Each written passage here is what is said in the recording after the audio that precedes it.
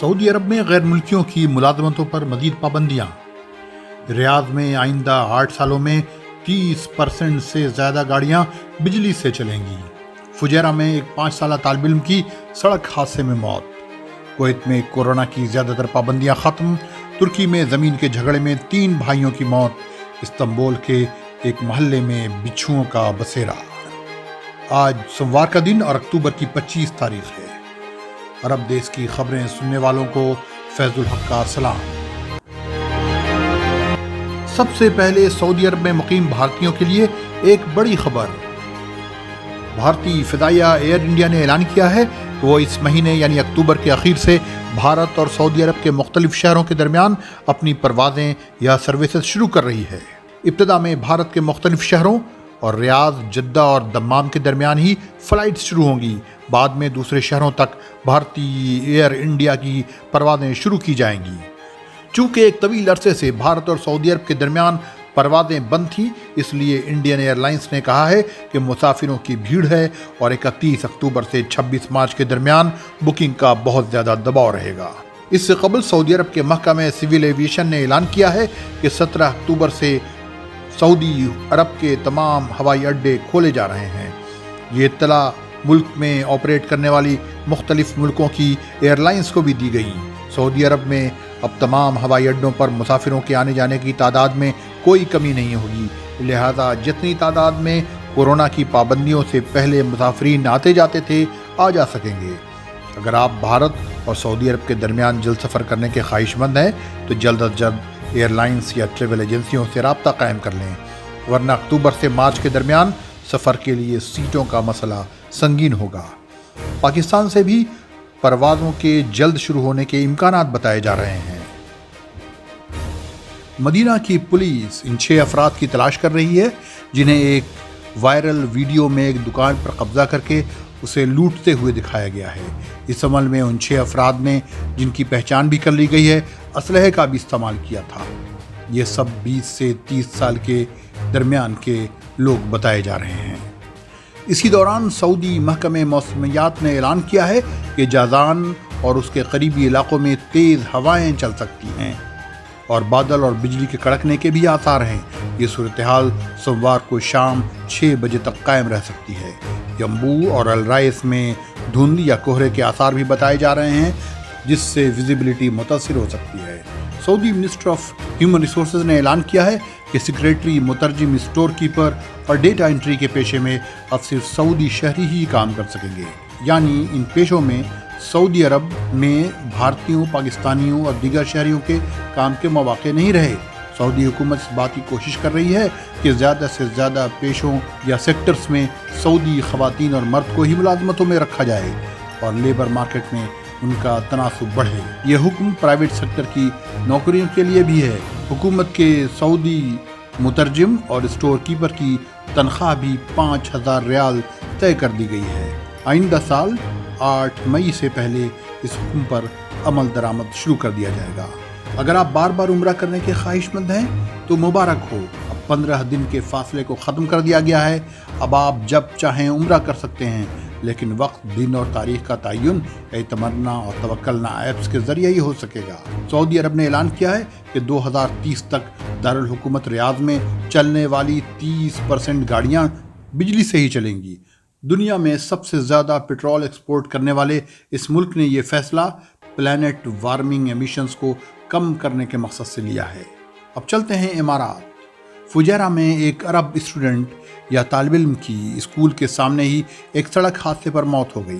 5 سال کا عبدالعزیز سکمکم میں اپنے سینٹ میری کیتھولک اسکول پہنچنے کے لیے سڑک پار کر رہا تھا کہ اچانک ایک کار نے ٹکر مار دی اور یہ حادثہ پیش آیا۔ پولیس اور ایمبولینس فوراً جائے حادثے پر پہنچ گئی۔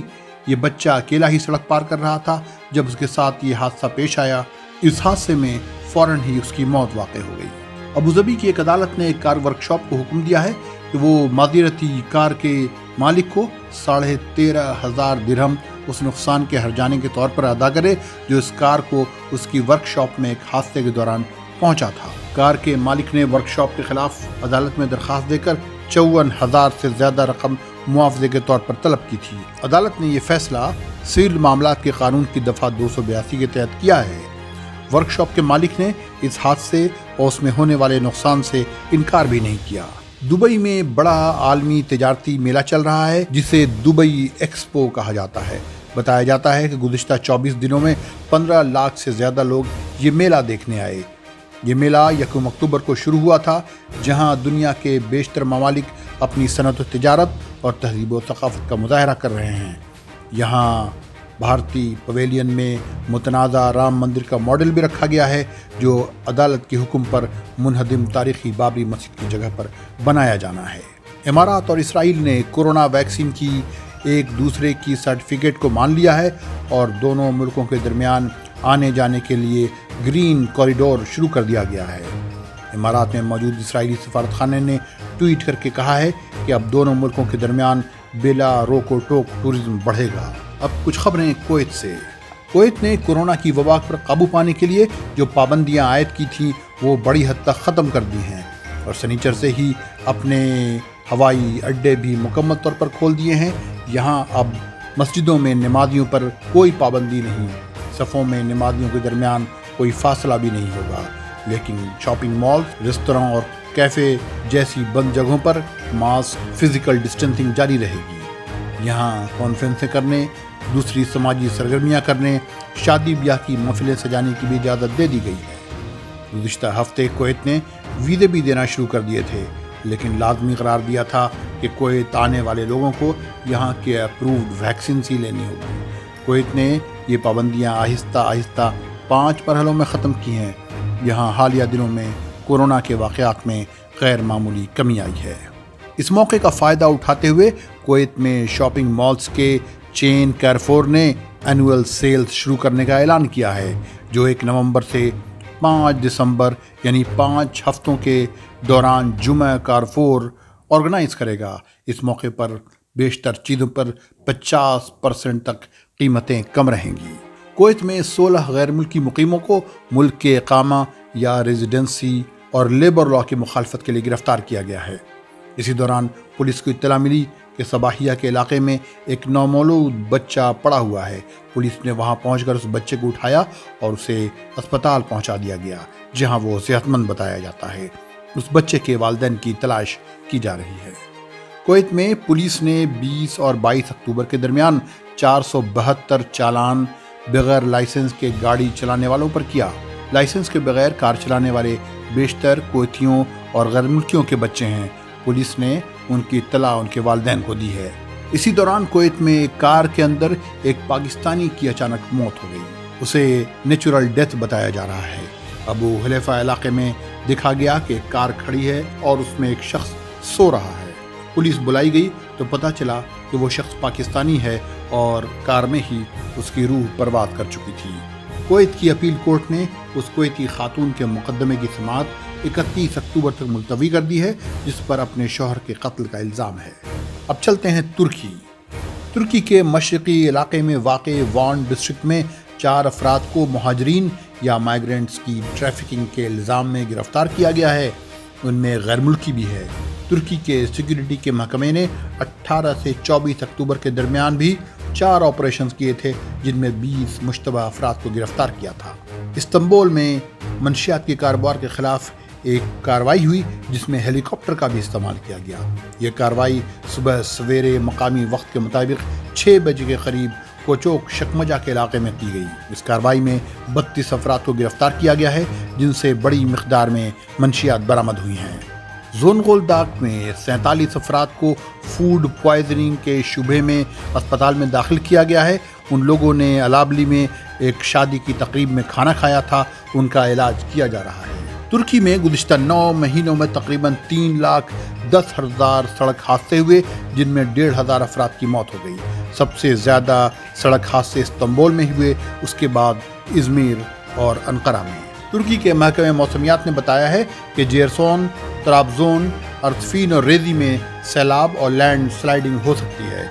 मरमरा के मगरबी इलाकों में 40 से 70 किलोमीटर फी घंटे की रफ्तार से तेज़ हवाएं चल सकती हैं। मुल्क के शुमाली और दाखिली इलाकों में बारिश का मौसम रह सकता है और दर्जे हरारत 6 डिग्री सेल्सियस से 12 डिग्री सेल्सियस के बीच होगा। कैसरी के मकाम तुमारदा में एक जमीन पर तनाज़े की वजह से 3 भाइयों की मौत हो गई। उन पर उनके कजिन ने रिवॉल्वर से गोली चलाई, जिसमें वो तीनों और उनकी मां जख्मी हुए। पुलिस ने उन्हें अस्पताल में दाखिल किया, लेकिन तीनों की मौत हो गई। इस्तांबुल के इलाके कोजाताश में चूहों और बिच्छुओं ने दहशत फैला रखी है। मुहंदिस शफकत रोड के आसपास उनका बसेरा बना हुआ है। बिच्छुओं ने घरों और आसपास के बागात में लोगों को खौफ हरास में मुब्तला कर रखा है। और तो और कई बार ये बिच्छू दीवारों पर चलते नजर आते हैं। अगर आप सऊदी अरब, इमारात, कुवैत, बहरीन, कतर में रहते हैं तो अरब देश को सब्सक्राइब कर लें और साथ ही घंटी के बटन पर क्लिक भी कर दें।